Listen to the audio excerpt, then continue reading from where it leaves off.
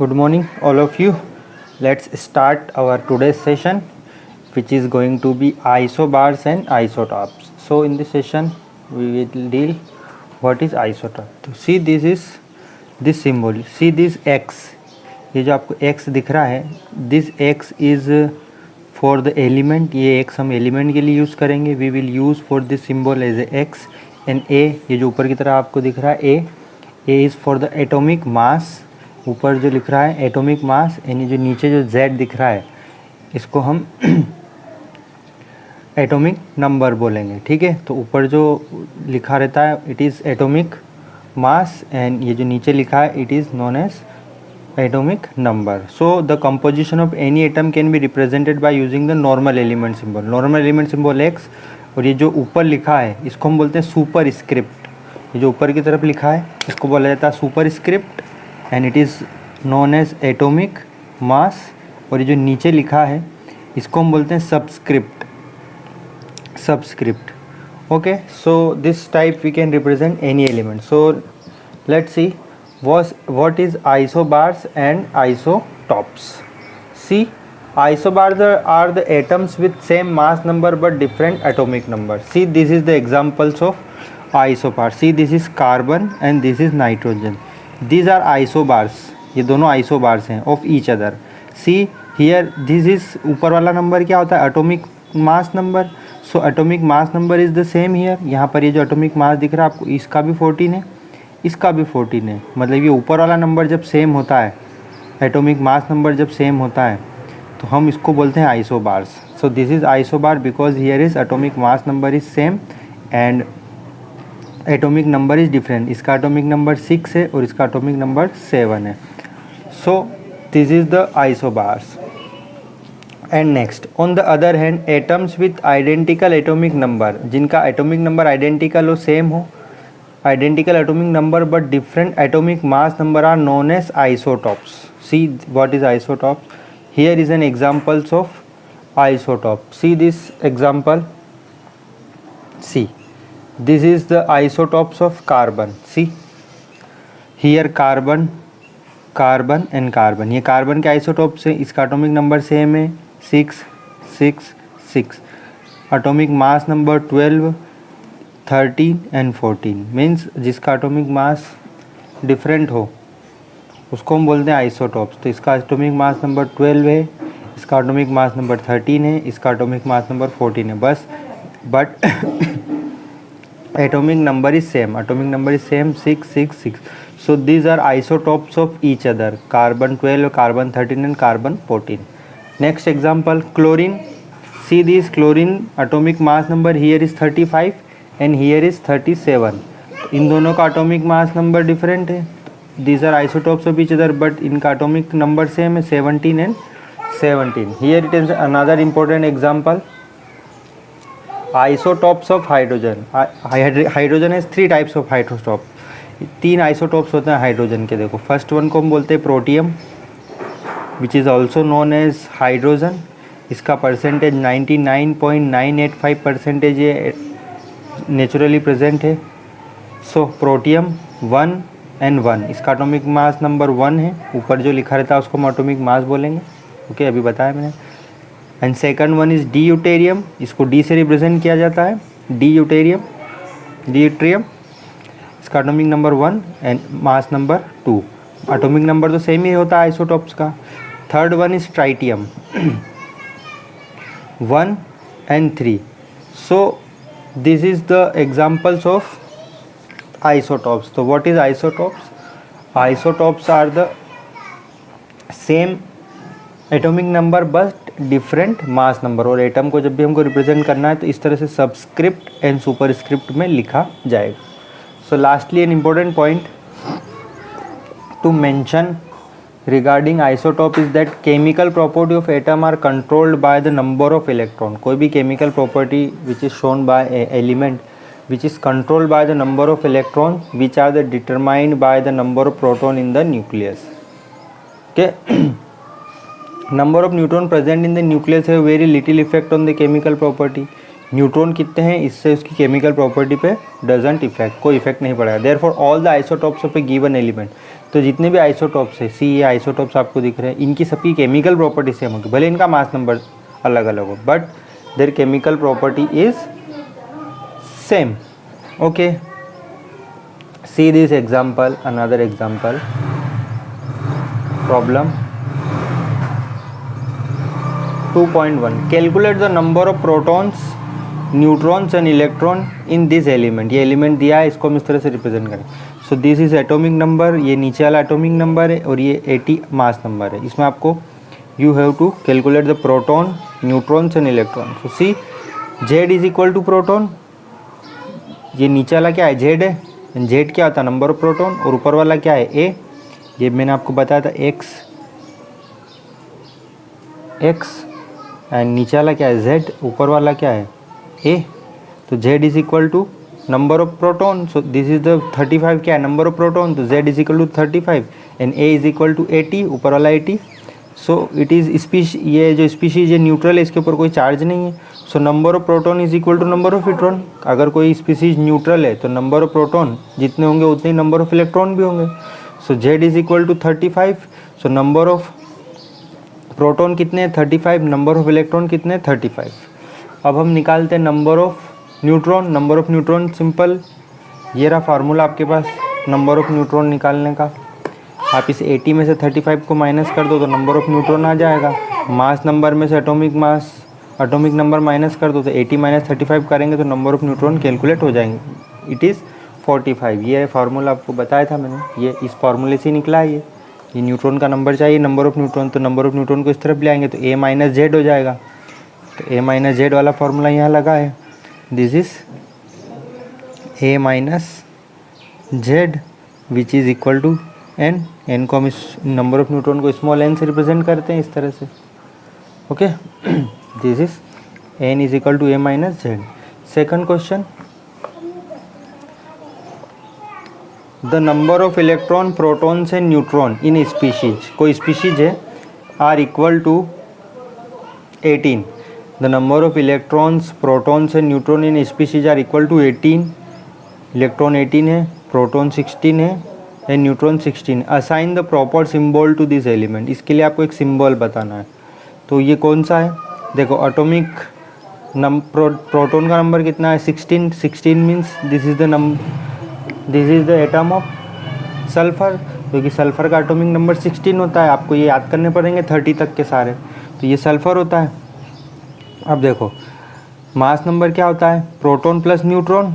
Mass number किसको बोलते हैं, ए इज इक्वल टू क्या होता है, प्रोटॉन प्लस न्यूट्रॉन. प्रोटॉन कितने 16, न्यूट्रॉन कितने 16. तो A is equal to P plus N करेंगे. Atomic mass number is equal to number of proton plus number of neutron. तो 16 plus 16 is equal to 13. So Z की value कितनी है, 18. Z की value कितनी है, 16. ए की वैल्यू कितनी है, the value of A, the value of A is equal to 32. Okay, the value of A is equal to 32. अब देखो यहाँ पे इलेक्ट्रॉन कितने हैं, इलेक्ट्रॉन की वैल्यू 18 है. मतलब ये न्यूट्रल नहीं है. मतलब प्रोटॉन और when proton and electrons are equal then it is neutral. जब प्रोटॉन और इलेक्ट्रॉन इक्वल होते हैं तो वो न्यूट्रल स्पीशीज होती है. बट यहाँ पे प्रोटॉन और इलेक्ट्रॉन इक्वल नहीं है, मतलब ये न्यूट्रल नहीं है. देखो यहाँ पे प्रोटॉन कितने 16 है, प्रोटॉन कितने 16 है. See this proton here is 16 and electron is here 18. मतलब 2 इलेक्ट्रॉन ज़्यादा है. 2 इलेक्ट्रॉन ज़्यादा का मतलब क्या है, इसके ऊपर 2 नेगेटिव चार्ज भी प्रेजेंट है. अगर ज़्यादा होता है तो नेगेटिव चार्ज होगा, कम होगा तो पॉजिटिव चार्ज होगा. सो अब ये स्पीसीज हमको पता है सल्फ़र है, तो हम एस लिखेंगे सिंपली. एस नीचे हम लिखते हैं एटॉमिक नंबर, तो यहाँ पे नीचे लिख देंगे हम 16. दिस इज़ सबस्क्रिप्ट और इसका मास नंबर ऊपर लिखा जाता है which is going to be 32 and sulphur. अब इसके ऊपर -2 माइनस का चार्ज भी है तो ऊपर 2 माइनस लगा देंगे. तो this is the simplest rule how to represent an element. Element को किस तरह से रिप्रेजेंट करना है. So before using the notation, एक और इम्पोर्टेंट पॉइंट देखो, before using the notation this x is equal to az, find out whether the species neutral atom. सबसे पहले आप ये कोशिश करो कि न्यूट्रल है या चार्ज है, ए कैटायन और anion, cation positive charge, anion negative charge. If it is a neutral atom, equation is valid, number of proton is equal to number of electron is equal to atomic number. If the species in ion, determine whether the number of proton are larger, cation positive ion, or smaller than the number of electron. Number of neutron is always given by a minus z. a minus z से आप हमें neutron का number पता कर सकते हो, whether the species is neutral or not. वो charge है या नहीं है इससे कोई फ़र्क नहीं पड़ता, न्यूट्रॉन का नंबर ऑलवेज भी same. Okay, and drawback of Rutherford's model, this is the most important, another important topic of today's class. देखो, Rutherford nuclear model of an atom is like a small scale solar system. मैंने बताया था एक solar system की तरह है Rutherford nuclear model, है ना, जिसमें न्यूक्लियस के चारों तरफ इलेक्ट्रॉन घूमते हैं, जैसे सन के चारों तरफ प्लैनेट्स घूमते हैं। With the nucleus playing the role of the massive sun, nucleus को हम सन की तरह मान सकते हैं, nucleus playing the role of the massive sun and the electron being similar to lighter planet, और इलेक्ट्रॉन को हम हल्के प्लैनेट की तरह मान सकते हैं।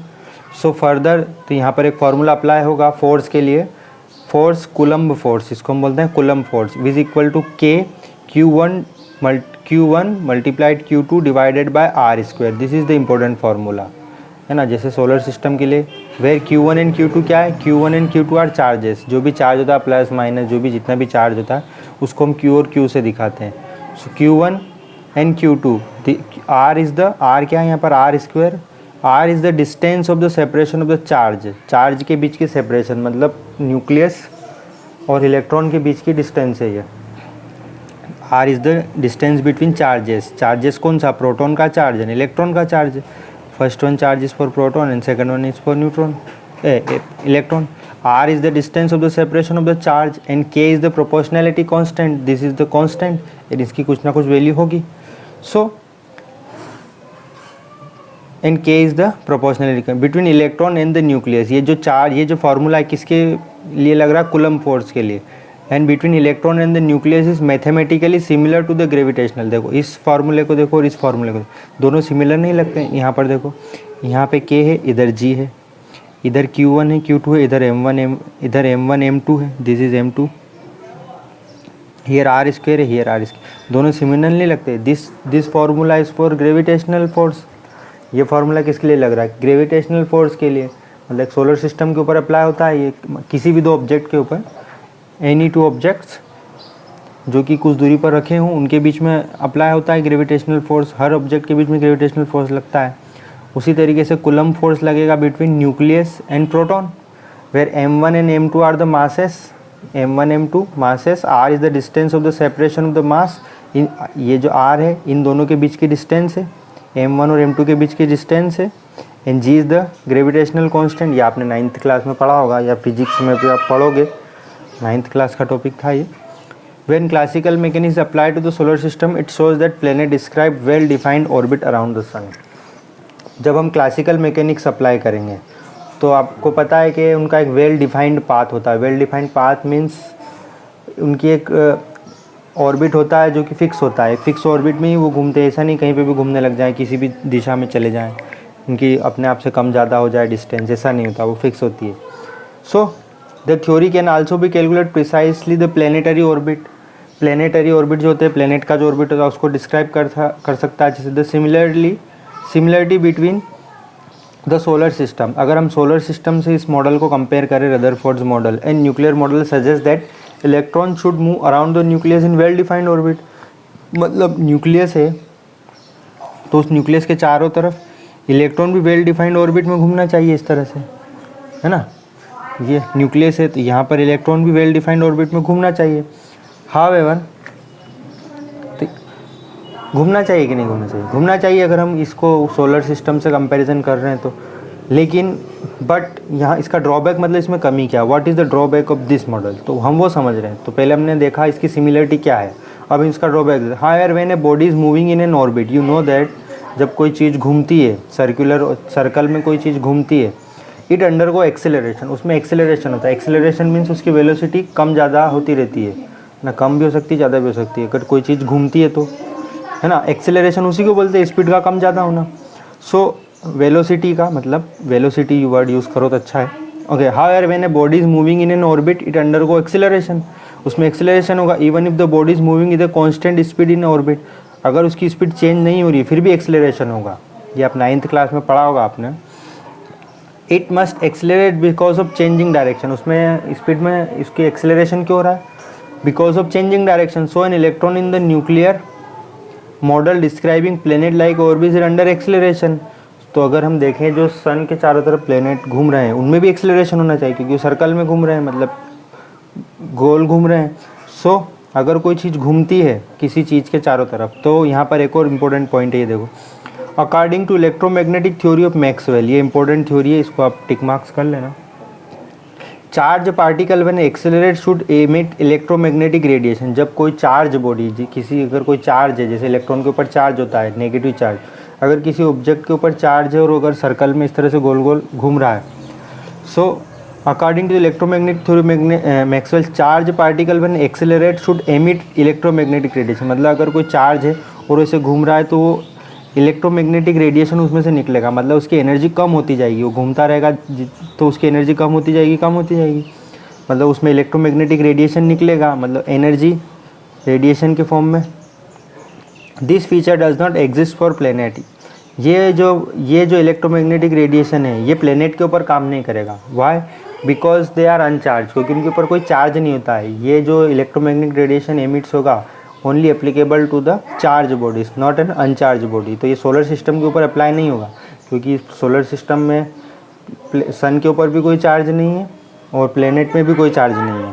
लेकिन अगर हम न्यूक्लियस को देखें तो न्यूक्लियस पॉजिटिवली चार्ज होता है और इलेक्ट्रॉन नेगेटिवली चार्ज होता है, दोनों चार्ज हैं। Therefore electron in orbit will emit radiation, तो जैसे जैसे इलेक्ट्रॉन उसके चारों तरफ घूमेगा, orbit will emit radiation, the energy carried by radiation comes from the electronic motion. उसको एनर्जी कहाँ से मिलेगी?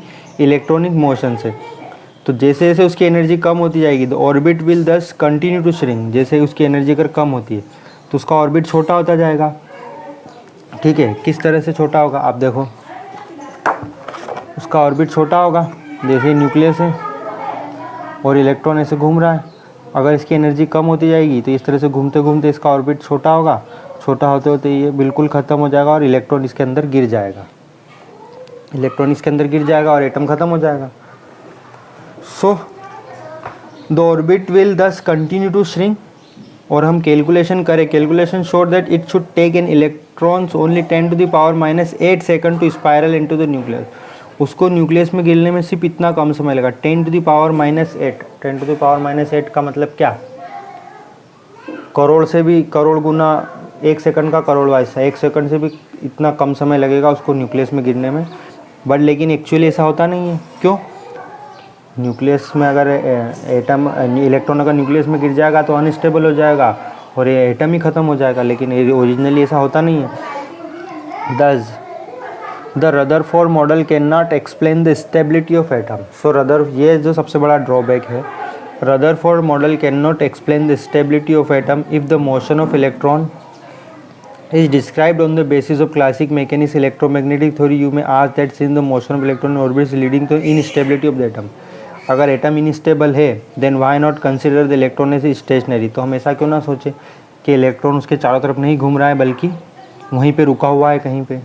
If the electron were stationary, अगर इलेक्ट्रॉन रुका हुआ है तो electronic attraction between the nucleus and electron would pull the electron toward the nucleus to form a miniature version. अगर इलेक्ट्रॉन नहीं घूम रहा है तो पॉजिटिव नेगेटिव है, positive and negative, positive charge में न्यूक्लियस में पॉजिटिव चार्ज, इलेक्ट्रॉन में नेगेटिव चार्ज, ये दोनों अट्रैक्ट कर लेंगे और चिपक जाएंगे, है ना, एक दूसरे को अट्रैक्ट करके चिपक जाएंगे। लेकिन ओरिजिनली ऐसा भी नहीं होता है। सो ये इसके सबसे बड़े ड्रॉबैक थे। So another serious drawback of the Rutherford model is that it says nothing about the electronic structure of atom. ये इलेक्ट्रॉनिक स्ट्रक्चर ऑफ एटम के बारे में कुछ भी नहीं बता रहा था, ये सबसे बड़ा ड्रॉबैक था। एक और, how the electrons are distributed, electron कहाँ पर है, उनकी पोजीशन क्या है, किस जगह पर वो फैले हुए हैं, कितनी डिस्टेंस पर हैं, न्यूक्लियस से उनकी दूरी कितनी है, किस स्पीड से वो घूम रहे हैं, है ना, उनकी काइनेटिक एनर्जी कितनी है, इनके बारे में कोई भी जानकारी नहीं मिल रही थी। सो ये एक और ड्रॉबैक था। And what are the energies of this electron, so this is the drawback of Rutherford's model. Okay, and the drawback of Rutherford model is solved by Bohr's model of atom and after quantum mechanical model of atom. Okay, so today today's class is enough for today's, आज के लिए इतना ही. सो जो भी हमने पढ़ा उसको what you should revise it and make your notes and read your NCERT book word to word. आपकी बुक को पढ़ें, जो जो इम्पोर्टेंट पॉइंट हैं उनको पढ़ें, याद करें. Okay, so bye bye, thank you.